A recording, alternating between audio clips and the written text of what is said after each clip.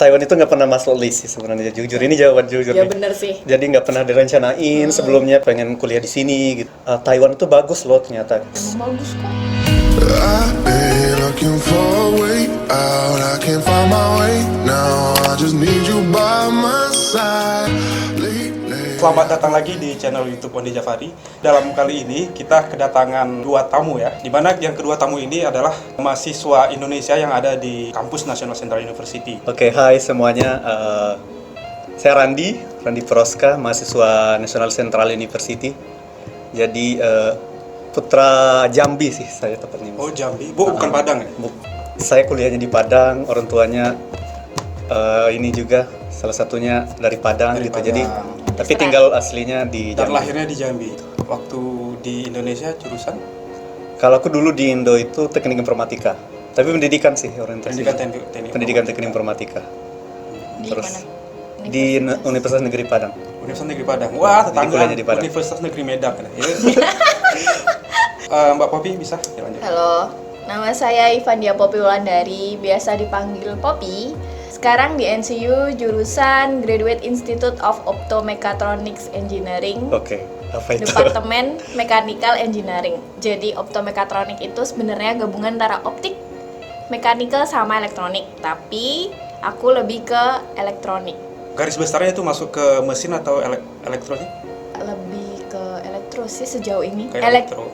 Electrical sama computer science yang aku kerjain. Terus kalau di Indo, aku kuliahnya D4 Teknik Elektronika di Politeknik Elektronika Negeri Surabaya atau bisa disingkat PENS.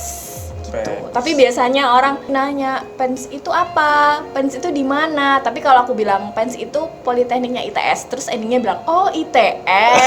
Kan kesel. Tapi lokasinya itu sama tuh di. Iya, jadi ITS tuh punya dua politeknik, Politeknik Perkapalan sama Politeknik Elektronika.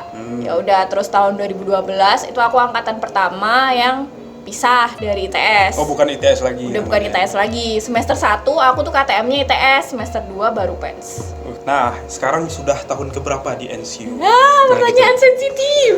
Mas Andi sudah tahun keberapa di sini? Pertama, maksudnya semesternya kedua. Semester kedua. Semester Berarti kedua. masuk fall ya, fall 2000. Masuk fall 2019. 2019. Sudah masuk semester 2. Nah, di Semester sini 2. jurusan Nah, aku ngambilnya Graduate Institute of Network Learning Technology gitu. Jadi kalau bahasa Indonesia itu teknologi pembelajaran gitu sih tepatnya. Atau mungkin kalau di Indo orang nyebutnya TP, teknologi pendidikan. Ah iya, teknologi Nah, pendidikan. pendidikan. Ya. Teknologi pendidikan ya. Jadi masih nyambung lah pendidikan teknik informatika sama TP gitu. Basicnya computer science juga kan? Basicnya computer science karena masuknya juga departemen saya kan masuknya CSIE, computer science. Oh. Gitu. Yang masuk ke situ apa yang backgroundnya dari komputer atau Ini. agak ke pendidikan? Nah ini bagus nih. Soalnya kalau di CSIE di departemen saya rata-rata sih sebenarnya dari ini backgroundnya computer science alias ilmu komputer atau teknik informatika atau sistem informasi mungkin di Indo. Tapi di jurusan saya, nah itu ada juga yang dari kayak background sosial, kayak PGSD gitu. Nah, jadi karena emang dia pendidikannya itu orientasinya interdisiplin sih gitu. Gimana computer science nyatu dengan pendidikan. Nah, gitu. Bagus sih. Kayak gitu. Nah, biasa kan kalau ngomong ke computer science itu kan butuh skill pemrograman, ngoding kan? Bener. Ngoding, aku tidak suka ngoding. Ngoding. Jadi kan kayak yang apa? Tadi yang backgroundnya sosial kan, pendidikan sosial ya. Itu ada masuk background ke, bahasa Inggris juga malah. masuk ke NLT itu gimana? Karena kan basicnya komputer gitu.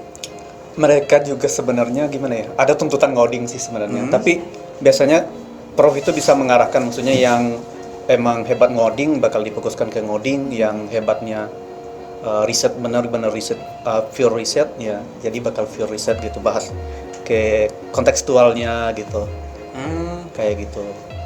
Tapi umumnya sih ya tuntutannya harus ngoding karena outputnya itu kami harus bikin sesuatu alias teknologi gitu dan digunakan untuk pembelajaran gitu.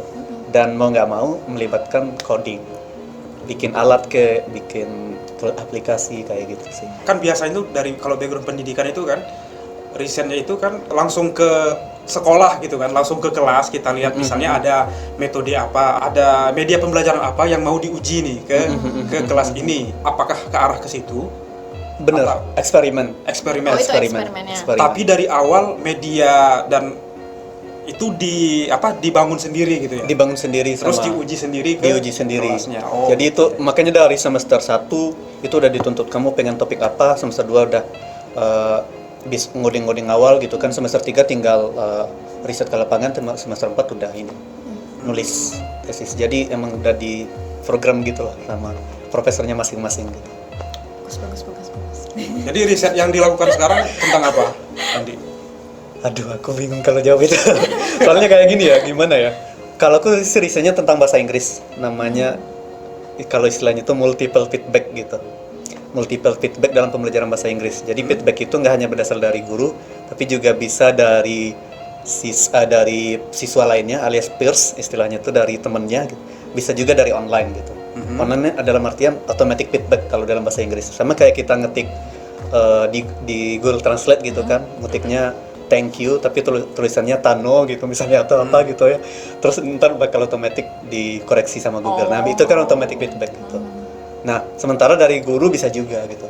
Nah, itu semuanya bisa dikombinasikan dalam online terus multiple gitu.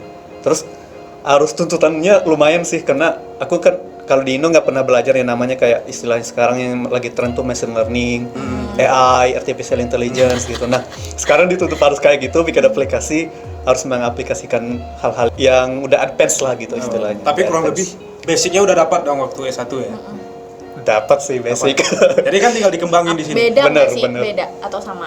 Waktu dulu S1 beda ya? Kalau dari rasa sih beda gitu, lebih menantang gitu, lebih menantang dan banyak challenge-nya. Oh, gitu ya. Poppy ya. Sekarang sudah tahun keberapa, Mbak? Ya Allah. Jadi aku kesini spring 2018. Bulan berapa tuh? Bulan Februari. Februari 2018. Jadi sekarang tahun kedua tapi semester 5. Ya tahun ketiga sih. kedua. Belum lah, Oh, belum. tahun ketiga tuh udah semester 6. Kan aku Tahun pertama semester 1 dan 2. Iya benar. Tahun kedua, 3 dan 4. 5 itu masuk ke tahun ketiga. Oh iya Poppy. itu berarti. Itu Ya seperti ya, apa? tahun Oke. ketiga. Tahun ketiga. Tahun Jadi ketiga. ini semester terakhir insyaallah tesis. Jurusan di tadi? Jurusan tadi Mechanical Engineering. Ya, masuknya departemennya mechanical engineering tapi lebih ke mekatronik, mekanik elektronik. Soalnya riset aku itu tentang baterainya electric bike. Baterai ya. Itu sama waktu riset waktu S1? Beda. Banget atau ada Beda ngelimitin? banget sih. Soalnya sekarang tuh lebih ke electrical campur mesin juga, tapi mesinnya mungkin mesin electric bike di electric bike-nya. Terus lebih ke sistem campuran sama IoT. Soalnya mesti ngoding juga. Jadi kayak perpaduan antara elektronik sama computer science. Jadi ngodingnya juga pakai Python, artificial intelligence, machine learning kayak gitu-gitu. Asik. Sama aja sih, kayaknya semuanya Kayaknya Ya, ada itu- hubungannya sama CSIE. Iya sama, itu sebelah tuh remote sensing gitu Oh juga. iya. kayaknya di Taiwan ini itu. Semua mesti bisa ngoding. Gitu ya. Kemudian mungkin informasi ini berguna bagi teman-teman yang berasal dari background yang sama ya, mechanical Iya. engineering. Jadi di jurusan mechanical engineering di NCU ini ada grup riset atau lab apa aja sih? Gitu. Pak, bayangan. Kalau labnya banyak sih. Di sini tuh sebenarnya ada di mechanical sendiri tuh ada 3 graduate institute. Yang mechanical, yang bener-bener mechanical itu ada. Terus kayak aku optomekatronik. Misal aku tuh kan backgroundnya dari arus lemah, jadi aku nanti masuknya di mekatronik. Terus ada juga biomedical engineering. Ini tuh masih tergolong baru. Nah, kebanyakan itu ada yang risetnya tentang vibrasi, terus semikonduktor. Pokoknya yang bener-bener mesin banget, aku kurang tahu. Aku cerita di labku aja ya. Iya. Kalau di labku itu lebih ke diagnosis prognostik. Jadi perpaduan antara measurement, analisa, terus habis itu sama itu tadi computer science. Komputer. Tetap aja ngoding. Terus di lab aku itu awalnya backgroundnya itu biomedik. Kebanyakan risetnya itu tentang biomedik. Maksudnya mengembangkan alat untuk keperluan medis. ya, gitu contoh nih misal ada deteksi kanker payudara pakai image processing. Nah, itu tuh yang Oh. ngerjain itu cowok-cowok Oh, gitu. kalau di lab aku. Tapi jurusannya ada yang mechanical, ada yang optomekatronik, terus ada yang biomedical. Jadi itu kayak sistemnya tuh berdasarkan ini sih, backgroundnya waktu S1 apa, terus nanti related sama researchnya gitu. Tapi kalau aku dulu ngambil kelasnya itu bisa di electrical, bisa di computer science, nggak mesti ngambil di Sama. mechanical. Soalnya aku ngerasa selama ini aku kuliah itu aku nggak pernah ngambil mata kuliah di mechanical kecuali seminar. Oh, karena yang apa namanya, kurs yang ditawarkan di mechanical itu memang kurs yang tentang mesin bener-bener, ya, iya bener-bener ya. mesin. Sedangkan ini risetnya itu perpaduan antara computer science. Electricalnya ada. Karena di sini mechanical rata-ratanya juga ada. banyak yang ini Kayak interdisciplinary. perpaduan, iya, interdisiplin. perpaduan antara berbagai ini major gitu nggak sih? Gitu. Kalau di NLT sendiri ada grup riset atau lab apa aja gitu? Ada lumayan sih, ada berapa yang 6 ya 6 sekitar 6 lebih lah, sekitar 6 lebih. Jadi ada yang fokusnya ke game based learning istilahnya. Game based tuh. learning? Ya, game based Wih, keren. learning. Berarti selama kuliah main aja kerja. Bener. Nah, ini Main-main tahu-tahu udah master aja. semester Main kemarin game itu master. kerjaan kami kan main game, dari pertemuan-pertemuan kan jelasin dikit, paling setelah itu kami main game kayak uji coba gitu loh. Ini game ini, setelah itu nanti dikasih tugas bikin board game. Itu game itu maksudnya Untuk materi pembelajaran. pembelajaran kan? Gamenya ya jadi bagian dari proses Bukan kayak- pembelajaran, aktivitas Bukan kayak pembelajaran. Dota gitu kan? Jadi lebih kayak kita tuh sedang main tapi kita nggak tahu bahwa kita sedang belajar gitu. Ini kan Mas Randi ini backgroundnya memang pendidikan, tapi pendidikan komputer gitu kan. Pendidikan Jadi komputer. masuk ke NLT ini relatif lebih aman gitu, karena kedua skill ini udah ada basicnya gitu. Jadi kalau teman-teman yang backgroundnya SPD misalnya pendidikan kimia, pendidikan fisika, pendidikan bahasa Inggris, ini cukup memungkinkan ya untuk masuk NLT. Nah ini ada beberapa juga dari backgroundnya pendidikan fisika sama pendidikan matematika. Contohnya banyak juga riset-risetnya yang memempatkan yang fokusnya memang ke matematika. Di lab saya juga itu ada yang fokus ke bahasa, saya fokus ke bahasa, terus ke matematika, terus ada yang ke fisika, terus ada juga ke yang lainnya gitu. Jadi emang possible gitu yang dari background-background Jadi kan biasa pendidikan yang lain. yang background pendidikan waktu S1 kan, risetnya itu mungkin kita tahu penelitian tindakan kelas, PTK gitu. Kita nyiapin Apaan tuh? RPP dan maaf ya Mbak, ini SPD. Ini khusus SPD. Jadi kita menyiapkan RPP dan sebagainya, terus kita uji di. Jadi bentuk riset seperti ini ada nggak sih di NLT? Aku sih bilangnya kalau di sini mereka lebih bukan berarti gimana ya, dalam tanda kutip mereka lebih berkelas lah gitu Lebih risetnya. berkelas. Karena gimana? Nah ini perlu juga. Jadi Taiwan itu sendiri di bidang edtech alias educational technology, mereka ini termasuk yang paling top. Iya. Termasuk paling top. Mereka itu rankingnya kalau berdasarkan dari British Journal of Educational Technology, mereka itu rankingnya 2. Ranking 2 Seluruh dunia. Ya, ranking 2 seluruh dunia gitu di bidang edtech. Kalau di sini itu udah menjamur gitu. Dan mereka ada yang fokus bikin robot untuk pendidikan, bikin game untuk pendidikan, dan bisa dibilang merata lah gitu. Kayak Tapi gitu. kalau menurutku di sini tuh risetnya tuh lebih terarah gitu loh, langsung teraplikasi langsung ke industri. Kalau misalnya Benar. dulu waktu di tempat aku tugas akhir itu habis tugas akhir selesai demo tugas akhir ya udah alatnya ngangkrek gitu nggak Selesai. dipakai. Ya udah cuma gitu doang. Tapi kalau di sini risetnya lebih terarah, terus Gimana, diaplikasikan project langsung itu masuk ke ke industri industri, gitu ya. ya kan? Jadi kita tahu kalau yang kita kerjakan itu bisa teraplikasikan dengan baik gitu. Menurutku sih di sini lebih.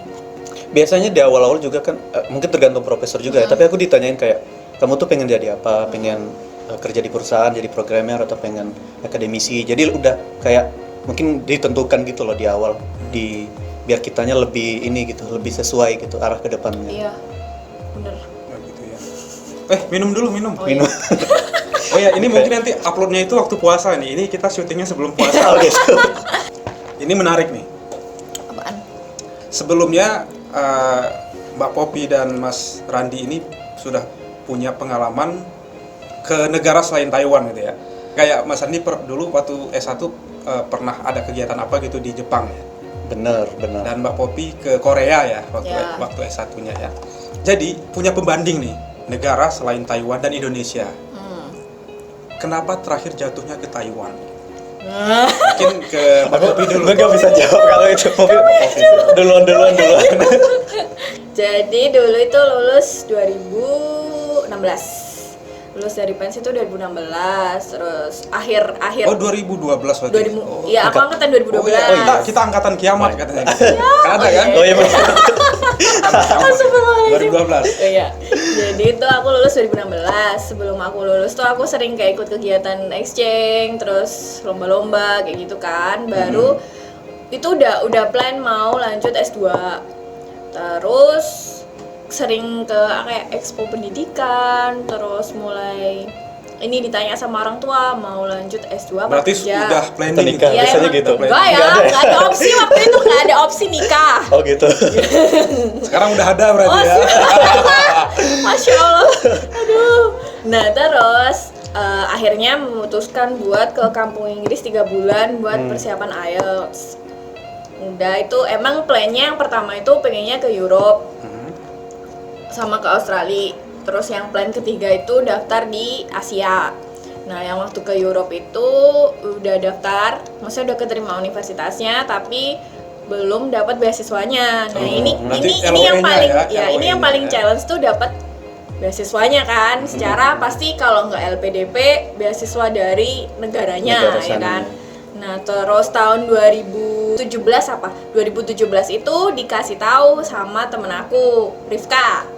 Nah dia tuh ngasih tahu aku, Pop ada ini nih pendaftaran kampus di NCU di kampus aku. Dia kan udah di sini duluan kan. Nah terus dia bilang tapi ini udah ada beasiswanya gitu kan. Terus ya udah aku coba aja apply gitu.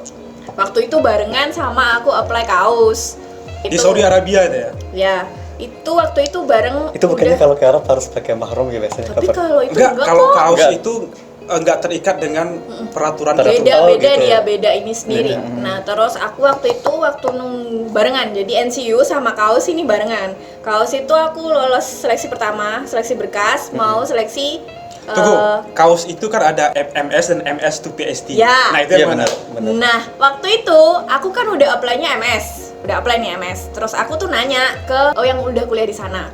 Terus dia bilang, soalnya tuh pengumumannya tuh jedanya antara seleksi berkas, submit berkas, terus seleksi tahap pertama, tahap kedua, itu tuh waktunya nggak lama. Jadi kayak kita, ini keterima nggak ya? Kok nggak ada email kalau misalnya diterima? apa Emang nggak ada ditolak? timeline deadline Nggak ini, ada. pengumuman Nggak ada. ini nggak ada ya? Nggak ada. Aku juga pernah daftar ke Arab soalnya. Jadi Ya kan, kesininya nggak kayak ada gitu kan? sama. Nah terus tiba-tiba nih lolos kan yang pertama. Sebelum itu tuh aku nanya kan ke kayak seniornya yang di sana yang udah kuliah, terus dia bilang kalau MS buat orang-orang Indo itu tuh agak susah masuknya.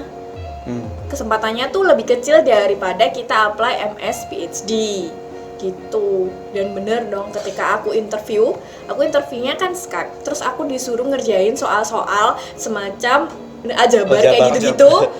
Susah, aku nggak tahu. Terus kayak diwaktuin, terus ditanya misal kamu jawab ini, alasannya apa kamu jawab ini? Itu Aku langsung harus dengan jelasin. calon supervisornya? Bukan. Oh, Jadi kan seleksinya kalau nggak salah ada Admissionnya gitu 3 ya, admissionnya. berkas, terus kayak seleksi yang dikasih soal-soal kalau MS ya, dikasih soal-soal, terus habis itu yang terakhir itu bisa advisor atau ini OIE-nya dari gitu ya? OIE-nya gitu. Nah itu tuh di yang wawancara aku tuh bule waktu itu, bule. Terus dia ngirim kayak referensi kamu harus belajar apa aja, tapi itu susah-susah menurut aku ya. Terus habis itu ngerjainnya juga dibatasin waktunya, misalnya berapa menit gitu. Terus habis itu ditanya kenapa kamu milih yang ini, alasannya apa gitu. Ya udah. Terus ternyata pengumuman nggak keterima beberapa minggu sebelum NCU. Terus habis itu pengumuman NCU diterima. Terus padahal di tahun berikutnya tuh aku berencana mau apply LPDP kan. LPDP. Ya, terus ternyata orang tua aku bilang, "Ya udah, nunggu lagi, lebih lama lagi kan. Ini mumpung ada kesempatan dapat beasiswanya, dapat kampusnya, udah satu paket, ya udah." Memang berarti ini jalannya. Terus orang tua oke, ya udah, terus berangkat. Sampailah di sini tidak pulang sampai 2,5 tahun. Itu deh. Terus mau lanjut lagi. Berarti udah ada rencana PhD. Itu lanjut Fall apa nih? 2000. Lanjut S3 apa? atau pelaminan?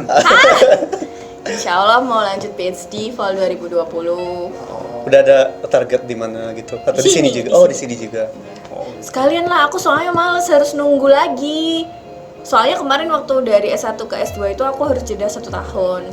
Terus aku misalnya mau balik lagi harus stay di Blitar, kayak banyak considernya gitu lah. Akhirnya ya udahlah, S3-nya langsung di sini aja, lanjutin riset biar lebih cepat. Terus balik. Randi sendiri gimana? Kenapa bisa ke Taiwan?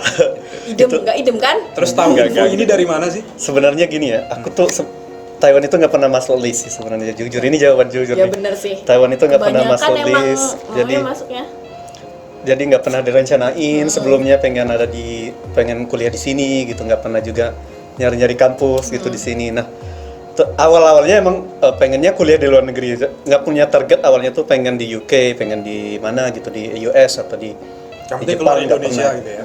Tuh pengen belajar suasana-suasana yang beda aja gitu. Paling ntar kalau PhD nggak tahu ya bisa di sini atau enggak gitu. Tapi awalnya itu emang aku sempat juga kayak di Arab juga, sempat daftar ke Arab gitu. Tapi nggak di ini Kampus deh. apa kampus? Di ini King Abdul Aziz. Oke, King Abdul Aziz itu udah sama kasusnya, itu udah nunggu beberapa bulan Kan? sampai 6 bulan lebih. Dia udah ada kayak kalau di websitenya itu kan ada pendaftaran, terus kayak seleksi dari admissionnya, terus departemennya. Nah aku udah nyampe ke departemennya, terus nggak tahu. Habis itu nggak ada kabarnya. Nggak ada kabarnya lagi gitu. Jadi tanya-tanya sama orang-orang itu juga katanya ya emang kayak gitu. Jadi di grup Facebook itu juga ada, sempat join juga gitu di grup Facebook. Nah itu sampai daftarnya 2017, keterimanya 2018. Sumpah? Ada yang kayak gitu. Jadi emang nggak tahu sih Jangan-jangan prosesnya coba kayak kamu cek gimana. email, jangan-jangan kamu keterima dong. Oh iya pindah dong. Waktu itu ngambil jurusan apa? Daftar di Aku ngambilnya informasi teknologi. Teknologi Hampir informasi. sama ya berarti Hampir ya? mirip gitu. Nah, terus juga sempet daftar-daftar udah banyak. Di Australia juga udah dapat Aloe juga, terus di UK 2, sempat di Italia juga. Di Italia dapat beasiswa. Kamu Italia mana?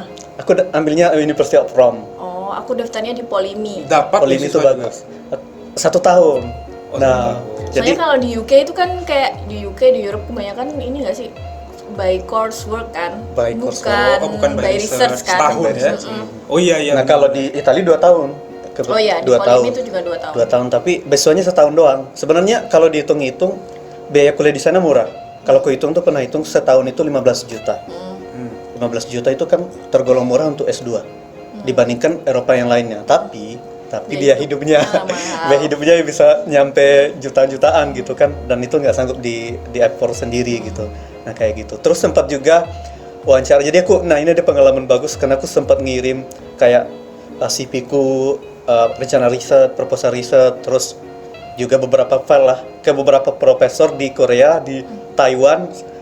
Nah nanti kenapa Taiwan masuk, terus di Jepang gitu. Nah beberapa profesor di sana, di lebih dari 20, aku ingat lebih dari 20 profesor. Ini salah satu contoh pejuang beasiswa. Nah Kalau Taiwan sekantor. itu awalnya nggak masuk list, tapi dulu itu semenjak sempat ke kampung Inggris juga, pulang dari Pare terus ke Bandung. Nah teman-teman bilang coba deh di Taiwan itu bagus loh ternyata katanya. Terus Emang bagus kok. iya, saat itu kan Ayo ke Taiwan. belum ini ya. Kita kayak promo, jadi dia bilang kan ya udah coba deh di Taiwan, terus coba cek-cek kampus di Taiwan tuh biasanya juga gemilang lah banyak gitu, banyak variannya gitu. Lumayan. Nah kayak gitu. Terus saat itu di Bandung ada wawancara di ITB, jadi NCU punya kerjasama dengan ITB gitu. Terus udah ikut wawancara gitu, akhirnya keterima gitu.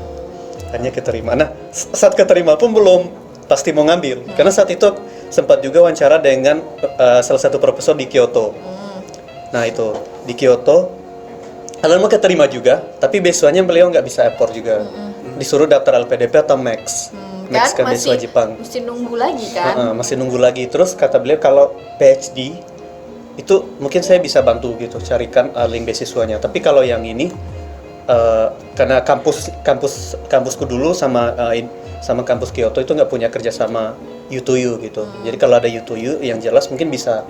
Kecuali kalau mau jadi meneliti dulu di sini, kan ada istilahnya di Jepang itu kita meneliti dulu jadi research student selama 6 bulan sekalian belajar bahasa, dan setelah itu otomatis masuk ke ini. Kalau mau kayak gitu, tapi kan itu nggak jelas. Maksudnya belum jelas setelah research student 6 bulan apakah kita bakal diterima atau enggak gitu. Jadi nggak mau ambil risiko juga. Gambling ya berarti ya? Keterima di NCU. Dan udah keterima pun sempat ini. Kalau Sempat galau mau ngambil atau enggak. Tapi akhirnya sampai di Taiwan ya aku ngeliat keren ya kan?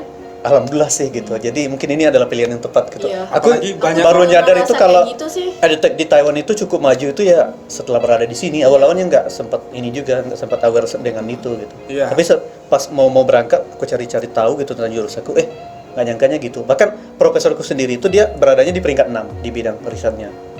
Peringkat 6. Dan nomor 2-nya itu di social science itu di dunia versinya Times. Nah itu profesor dari Taiwan juga gitu. Terus ada nomor beberapanya lagi, ada 4 kalau nggak salahku dari 10 profesor terbaik di dunia di bidang edtech itu 4-nya berasal dari Taiwan. Kayak gitu. Tapi satunya dari sini. Consider untuk Yang kuliah di 3-nya dari Taiwan. kampus lain.